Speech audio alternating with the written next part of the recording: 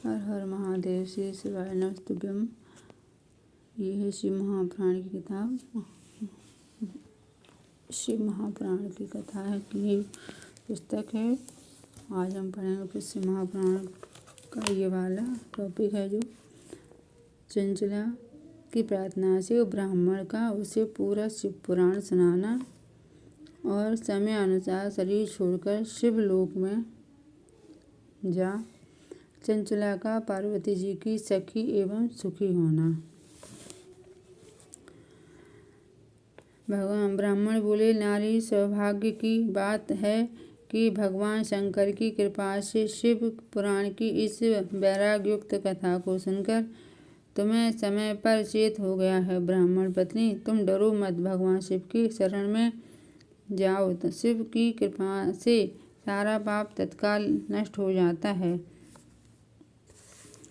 मैं तुमसे भगवान शिव की कीर्ति कथा के युक्त उस परम वस्तु का वर्णन करूँगा जिससे तुम्हें सदा सुख देने वाली उत्तम गति प्राप्त होगी। शिव की उत्तम कथा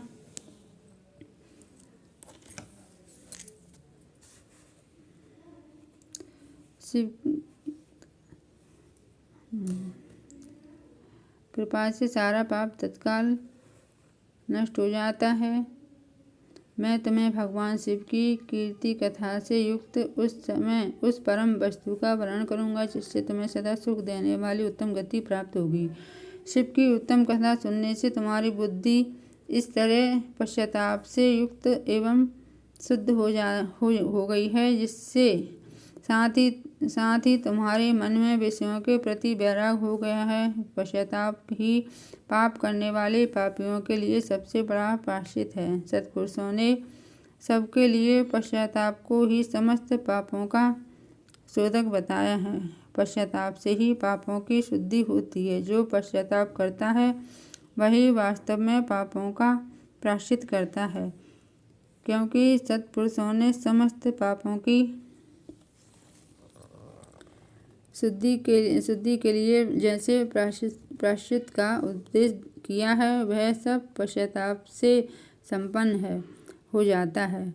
जो पुरुष विधि पूर्वक प्रायश्चित करके निर्भय हो जाता है पर अपने कुकर्म के लिए पश्चाताप नहीं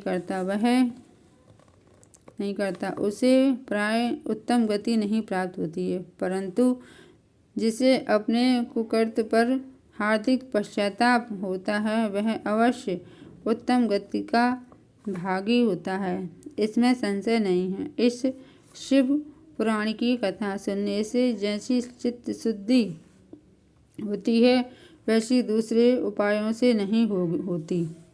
जैसे दर्पण साफ करने पर निर्मल हो जाता है, उसी प्रकार इस शिव पुराण की कथा से चित्त अत्यंत शुद्ध हो जाता है, इसमें संशय नहीं है।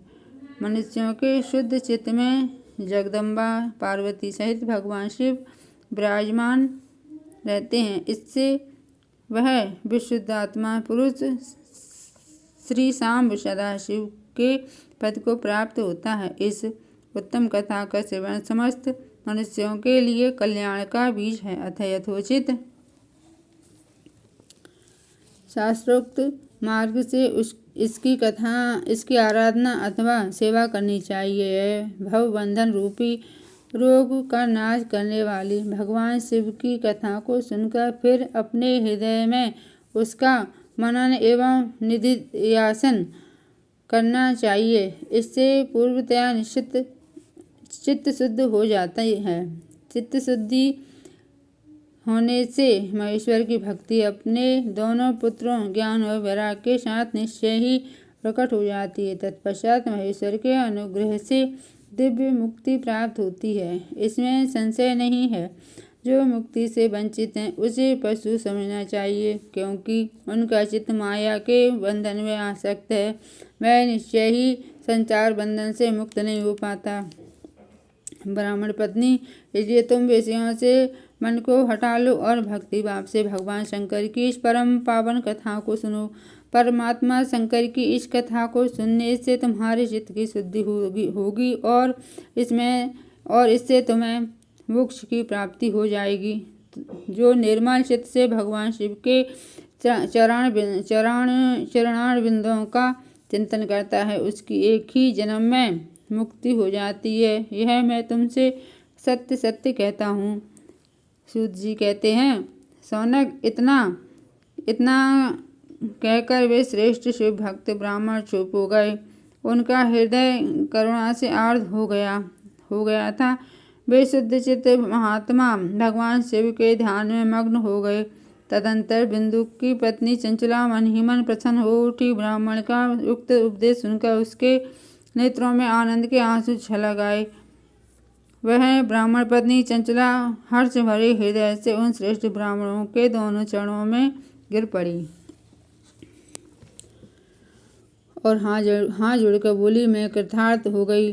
तत्पश्चात उठकर वैराग्य युक्त उत्तम बुद्धि वाली वह स्त्री जो अपने पापों के कारण आतंकित थी वह उन महान से भक्त ब्राह्मण से हाथ जोड़कर गदगद वाणी से बोली। चंचला कहती है कि हे ब्राह्मण, शिव भक्तों में श्रेष्ठ स्वामी, आप धन हैं, परमार्थदर्शी हैं और सदा परोपकार में लगे रहते हैं, इसलिए श्रेष्ठ साधु पुरुषों में प्रशंसा के योग्य हैं। साधु, मैं नरक के समुद्र में गिर रही हूँ, आप मेरा उद्धार कीजिए। पौराणिक अर्थ तत्व से संपन्न जिस सुंदर से पुराण की कथा को सुनकर मेरे मन में संपूर्ण विषयों से वैराग्य उत्पन्न हो गया, उसी इस पुराण को सुनने के लिए इस समय मेरे मन में बड़ी श्रद्धा हो रही है।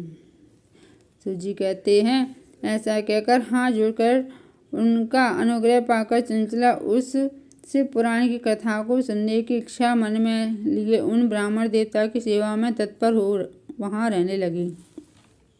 तत्पश्चात से भक्तों में श्रेष्ठ और शुद्ध बुद्धि वाले उन ब्राह्मण देव ने उसी स्थान पर उस स्त्री को शिव पुराण की उत्तम कथा सुनाई। इस प्रकार उस गोकर्ण नामक महाक्षेत्र में उन्हीं श्रेष्ठ ब्राह्मण से उसने शिव पुराण की वह परम उत्तम कथा सुनी, जो भक्ति, ज्ञान और वैराग्य को बढ़ाने वाली तथा मुक्ति देने वाली है। उस परम उत्तम कथा को सुनकर वह ब्राह्मण पत्नी अत्यंत कृतार्थ हो गई। उसका चित्त शीघ्र ही शुद्ध हो गया। फिर भगवान शिव के अनुग्रह से उसके हृदय में शिव के सगुण रूप का चिंतन होने लगा। इस प्रकार उसने भगवान शिव में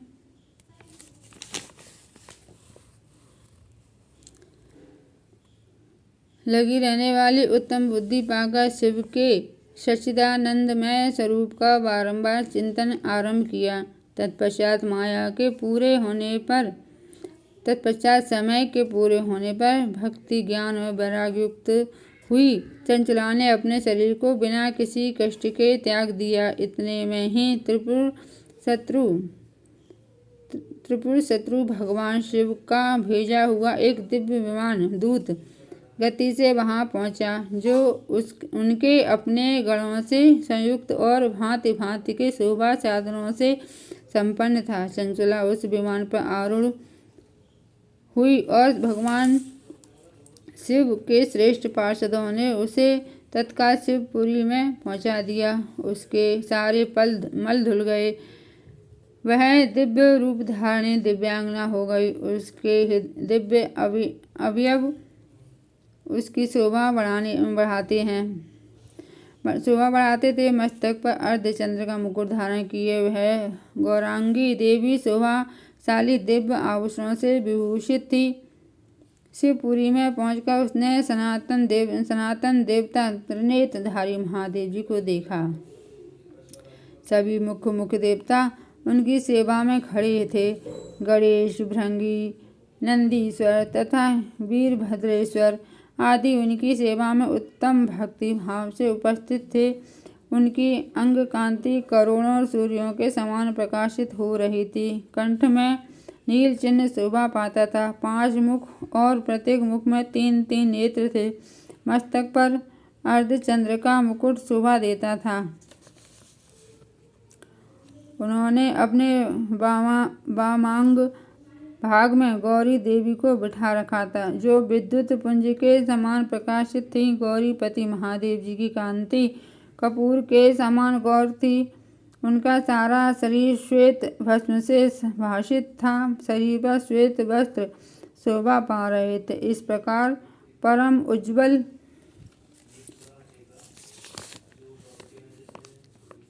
उज्ज्वल भगवान शंकर का दर्शन करके वह ब्राह्मण पत्नी चंचला बहुत प्रसन्न हुई। अत्यंत प्रीतियुक्त होकर उसने बड़ी उतावली के साथ भगवान को बारंबार प्रणाम किया।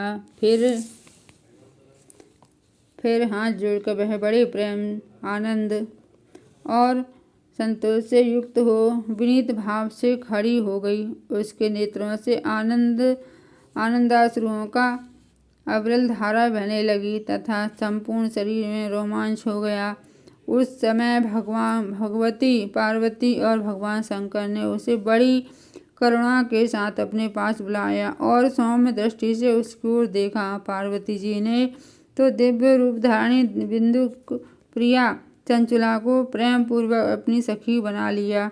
वह उस परमानंद घन ज्योति स्वरूप सनातन धाम में अविचल निवास पाकर दिव्य सुख से संपन्न हो अक्षय सुख का अनुभव करने लगी। बोलो शंकर पार्वती जी की जय, शिव शक्ति की जय।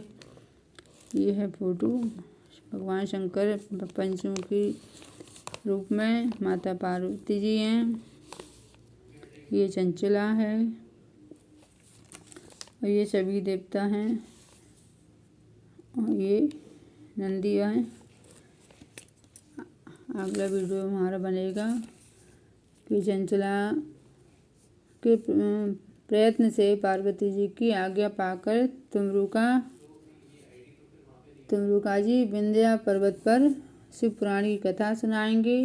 फिर उसके बाद बिंदु का पिशाच होने से उद्धार होना। तो ये हम अगली वीडियो में बताएंगे। वीडियो कैसा लगा है लाइक कीजिएगा, शेयर कीजिएगा, सब्सक्राइब कीजिएगा। अगली वीडियो में हम फिर मिलेंगे। सबको हर हर महादेव। श्री शिवाय नमस्तुभ्यम।